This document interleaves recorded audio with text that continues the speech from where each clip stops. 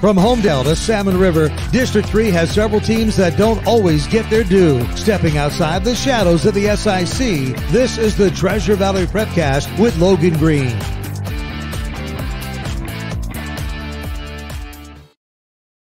That's right. It's another edition of the Treasure Valley Prepcast on IdahoSports.com. Brandon Baney alongside Logan Green. Logan, what's going on? Oh, not much. Just, crunching my numbers, making my picks for we're almost there for state championship Saturday. Yeah, you shouldn't have to crunch too many numbers because the field is dwindling. In fact, for our area that we talk about, the 3A, 2A, 1A schools in District 3, and then there were two. Just Weiser and Homedale still standing. Before we get to those teams, though, let's give a quick nod to the teams that were competing in the quarterfinal round last week that ended up falling short.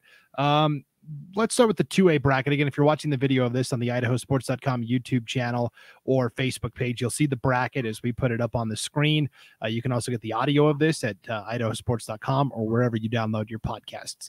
2A ranks, we did have Nampa Christian, the 5 seed, having to travel to Bear Lake last Friday. Nampa Christian actually scored the first touchdown of the game. Landon Cheney scored on a scramble play, and they were up 6-0, but then Bear Lake scored the next 14 points, once in the second quarter, once in the fourth quarter. They did the same thing they did to Cole Valley 2 weeks prior, and for Nampa Christian, their season comes to a tough end. Yeah, it's tough to lose a game like that where it was a defensive battle. Like you played great defense, held Bear Lake to only 14. And that's the second week that Bear Lake has been able to win a game with only 14 points. So a great effort for them. And I know that they've played Westside already this year, but you got to think maybe that Bear Lake defense maybe is gelling at the right time to hold both Cole Valley and Nampa Christian just to 9 points in total. It was nice for Nampa Christian to break through and win the Western Idaho Conference this year, though. That was your pick coming in, Logan. So it was, yeah, and they had a great run, and we're just a hair away from potentially even being able to host that game, but came in as the 5 seed instead of the 4. But they've got a lot to build on for next year. You look how well they did, and that momentum will continue to grow. And of course, Melba as well. Melba, that's the second time they've played North Fremont this season in a tight one too, that they, come away only losing by 6 to North Fremont. And it's always tough to go over play over there in Ashton. Last year during the semifinal game, they played in an absolute whiteout blizzard there. So you never know the conditions that you're gonna have there. And it's a long trip for both of those teams, and just look for them to be back next year, as well as Cole Valley. I think they both have laid a good foundation, and there a lot of those teams were young this year. We're leaning on a lot of turnover from last year, especially Melba. That they throw in a bunch of new guys, and look where they landed, only a couple points away from potentially making it to the semifinals. Yeah, 44-38, the final. They fall to North Fremont. They got down a couple scores, tried to rally back, and ultimately just ran out of time. Cash Buse, their great quarterback, I believe he's only a sophomore. They've got some good young offensive linemen to build around next year too. So, yeah, they're just learning, their new spots there. Coming into their own, and they're going to be dangerous next year, I think. Yep, I agree. I think the gap has closed. I think a lot of people looked at, District 3 over here as saying, no, it's a District 5 and 6 game. And I mean, you see that in the semifinals, right? You see that's where everybody's from. Firth, North Fremont, Bear Lake, Westside. It's 2 conference games for both of these semifinals. That's what it is. But you look at those scores, 1 possession, either way, and you see 2 District 3 teams in the semifinals. So, just a couple of plays from having 2 of them in the semifinals. So, it's tough to swallow this year, but next year I think it'll pay a lot of dividends. Yeah, it was that close. But my official picks here, I've got Westside over Bear Lake. I've got Firth over North Fremont, Logan. Yeah, I think I agree. I think Westside has that. And then that Firth North Fremont, they played earlier this year in a close one.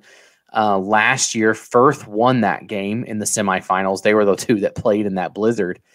I don't know where to go on that one, Brandon. I go back and forth, but I'm gonna go home field advantage to North Fremont. I think I think maybe they get it done there, but I would not, like, 0% would be shocked if Firth wins that. I think that is just as much of a toss-up as you can have. Sure. That's the 2A bracket. At the 1A D1 level, we had Notice, the champions from District 3, and the number 6 seed overall, traveling to Holt Arena this past Saturday to play Butte County, the 3 seed, and the champs from District 5 and 6. When you look at the final score, you're going to see 42-12 Butte County, and it's going to look like a blowout. But for Notice, in the first quarter, they lost their starting quarterback, Caden Clemens, to a pretty bad injury. And from there, they had to put a freshman in at quarterback. And it's funny, I was actually at Holt Arena, not for that game. I was there for the game after the Butte County Notice game. That was Skyline against Valley View. So I got there, as the Butte County Notice game was finishing up. And afterwards, I got to talk to Coach Woodland from Notice, actually, before he left. And he basically told me, yeah, once Clemens went out and we went with the freshman at quarterback, we weren't going to throw him to the Lions. We went very conservative. Our offense completely changed. We basically just tried to protect him as best as we could. And I mean, ultimately you saw what happened, but it was too bad that Notice's season came to an end that way. Yeah. You hate to see a season end like that. And that's going to even bring more of the what could have been when you look back and say, if he was able to stay healthy in that game, how do they do? And Butte County is a team that can run people, out the door.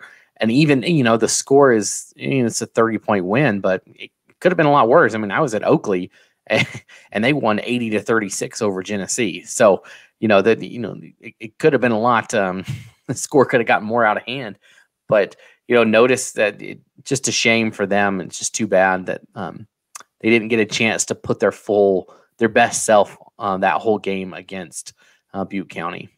Yeah, it was a real bummer. So my official picks in the 1A D1 ranks, I've got a rematch from the regular season finale, Raft River and Oakley. So I like Raft River over Lapway and Oakley over Butte County. What about you, Logan?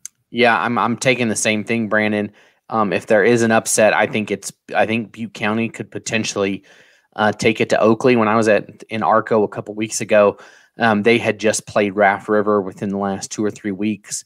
And that was a game that everybody there wanted back. They were right in that thing in the fourth quarter, and it got away from them. And they were very confident that they would have beat them if they played again. And so you got to like that confidence coming from Butte County that thinks, hey, maybe they can take it to Oakley next week. But my goodness, that's where I was at Oakley, and they scored fast. I mean, we were making the joke that they kicked Genesee or Oakley scored with like a minute and a half left. And then we joked that, Genesee shouldn't score too quickly here because Oakley's going to come back and score. And then next thing you know, Genesee scores on like a 70-yard pass. And then sure enough, Oakley scores on the last play of the half. So, they can score so quick. And so you got to like that in the playoffs. It'll be interesting to see how that one goes this week, but I think I lean Oakley, but definitely Raft River. So we'll see. Should be a lot of fun. 1A D2 ranks Horseshoe Bend saw their season come to an end. Their first and only loss of the year comes to Kendrick in the quarterfinal round, 48-8. We've talked about how it's really weird that 2 district champions had to meet up in the quarterfinal round. And for Horseshoe Bend, I think it's easy to reflect on the final result and the final game, but what a year they had too. I would rather look at it as what an amazing season they had. And yeah, it didn't end the way they wanted to, but really only one team gets to end on a win, right? Yeah. Yeah. And they had a great season where they went on the road and won at Notice. They went on the road and won at Water Springs, like on the other side of the state. They had some great road wins and they won their conference, which, you're coming off a season a couple of years where Garden Valley has just kind of, pushed everybody around, and they finally pushed them out of the way and take that top spot and come away with a conference championship. And so that's something that they'll always have, right? Is that they won the conference championship this year. They went undefeated during the regular season, and they'll try and come back, and they got to keep up with the girls volleyball team, right? They I'm sure the little trash talking going on now, but I'm sure that they'll be right back where we saw them last year. They'll have to prepare well because Coming up behind them, I think Council and Garden Valley are going to be even more improved next season and ready to take their steps back up and compete a little bit more with Horseshoe Bend. Yep, it'll be fascinating to watch that conference unfold as the next season goes on. So you've got Kendrick hosting Castleford, Cary hosting Dietrich in the semis. I like Kendrick and Cary for the championship. Yeah, I'm a little jealous that you get to do that Cary Dietrich game. Man, it was so much fun to do that game a couple weeks ago. I mean, Cary's just a great place to go. They treat us so well. But man, I think I lean Cary. I mean, that game, Dietrich, they threw an interception inside the 5 with less than a minute to go. They could have very well won that game. And Castleford was right there with Cary. So I don't know. I think of all of them, these 4, I lean Cary and I lean Kendrick, like you said, but it wouldn't surprise me if Castleford won the whole thing or if Dietrich won the whole thing, at the end of the day. We'll see how that one shakes up. There's just too many right now that I feel like are literal toss-ups that I think that Cary on turf at the Kibby, or not the Kibby Dome, at Holt, I think maybe that gives them the advantage. They're so fast, and the turf just accelerates the speed, and I think that might give Cary an advantage over Dietrich in that one. But I mean, that's a separate Prepcast, so we will see. It's going to be a lot of fun. And speaking of a wide open Final Four, 3A might be the most difficult to cover as all 4 teams look really good and really strong, including Homedale and Weiser. We will break down the 3A brackets on the other side of this break. But first, let's hear from our sponsors at D.L. Evans Bank. The SIC Prepcast is brought to you by D.L. Evans Bank. This is community banking. We'll be right back on IdahoSports.com.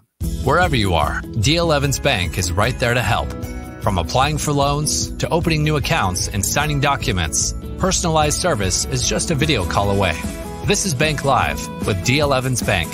This is community banking. It's the Treasure Valley Prepcast on IdahoSports.com. I can't remember, Logan. It's been a long day. Did I say the SIC Prepcast going into the break? Potentially, but we'll let it slide. Yeah, I can't remember at this point. It's been a blur. Let's talk 3A state football. Homedale defeats South Fremont last week, 35-10, and sets up an old familiar face. Sugar Salem and Homedale meeting for the 4th straight year in the playoffs. This time, though, it's in the semifinals instead of the championship. Yeah, if you're Homedale, you got to think not again, but then also you got to be thinking we get them at home this time. We don't have them on a neutral site. We don't have them at the Holt Arena. We don't have them at Middleton. We have them in Homedale. And that's a difficult place to play. It's very cold and windy. I mean, not that Sugar Salem's not, but it's right there on the river. It's a fantastic venue. One of the best in the state. What a great scene that is. There'll be people tailgating for sure out there for that game. Out there right by the river at the park. And you know what? I think this is the year Homedale does it. I think this is finally the year. I've been looking over schedules and how they compare, and both have played 4A teams, but both have beat 4A teams. But you look at the 4A team, I think the critical difference here is Homedale beat Sandpoint. Homedale beat Weiser. Homedale has beaten 2 teams that are still playing. Can anybody else say that right now? I don't think so. I've looked around to see. Cary can say it because Castleford and Dietrich are still playing.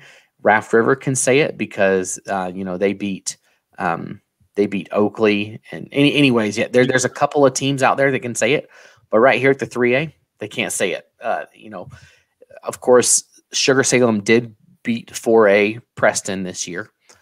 They did beat Mountain Home, but they lost to Shelley. So they did play a couple of 4A games. But I think you look at how Sandpoint played, or Homedale played Sandpoint and beat them, and the way Kenchlow kind of just grinded it out. I know that Homedale fell behind early in that game against South Fremont, and people might want to pick that apart and say, well, they weren't. But, I'm looking here at Homedale's schedule. Look, they had a huge win against Weiser back on October 15th, right? So they defeat Weiser back on October 15th, and then they welcome in Fruitland, who was at that point kind of a disaster. It was after everything had happened. All the players are, they had all that commotion going on. They shut them out. It really wasn't a game, right? It was a huge blowout. And then they get a bye week. So they had gone a couple weeks without playing a true tough, meaningful game. And I think, South Fremont coming off a big win against Kellogg was ready. And it just took a little bit of time for Homedale to shake the cobwebs out. But I think they're going to come out hot, and I think they're going to be ready. There's nobody they want to beat more than Sugar Salem. And I think they're going to get it done. I think they get it done by a couple scores too. I think they win by 14, 17 points in this one. I couldn't agree with you more, Logan, which doesn't make for compelling podcasting, but because I did the Sugar Salem Marsh Valley game last week in Holt Arena, and I'll tell you, Sugar was fortunate to escape with a 22-16 win. They honestly were on the ropes. Marsh Valley led the entire first half, and only some really horrendous special teams mistakes, a muffed punt, a fake punt that didn't work for Marsh Valley, gave Sugar Salem good field position, and that's the only reason they were able to cash in. So Sugar Salem, if it's the same team that played Marsh Valley, they're going to get run out of the gym by Homedale. I mean, they run the ball, but they get away from it, and then they try to pass, and they had a ton of dropped passes against Marsh Valley. And I wasn't super impressed with Sugar Salem. Yeah. But yeah, I just think that Homedale's ready. I think they're ready for it. I'm excited. I get to be there for that game. So I'm pretty excited to see it. It's going to be great. I think, like I said, I think it'll be close at halftime. I wouldn't be surprised to even see Sugar maybe have the lead at half, but I think Homedale wins by 2 scores at least. Yep, I agree with you. So let's talk about the other semifinal. You've got Weiser, Tom Harrison, legendary coach at Weiser and Snake River and Pocatello and other places, gets the better of his son, Jeb Harrison, the head coach at Snake River. They win 21-0. They now will take on Gooding Friday night in Gooding, a game we're going to bring to you with video coverage on IdahoSports.com. This is going to be a fantastic matchup. Yeah, and this is one where all year I've thought, I've even said that I think Gooding could win the whole thing in 3A, and that they could win the state championship and that they can get there. And I know it's not cool to do a reverse, but I'm taking Weiser, Brandon. I think Weiser has played a phenomenal season this year. They've beaten, they played Homedale extremely tough, 14-6 in that one. They beat Emmett on the other side, who was a 4A state qualifier and went to the state championship last year. I just look at Gooding, and I don't know if they've really been tested. I mean, they haven't really all season.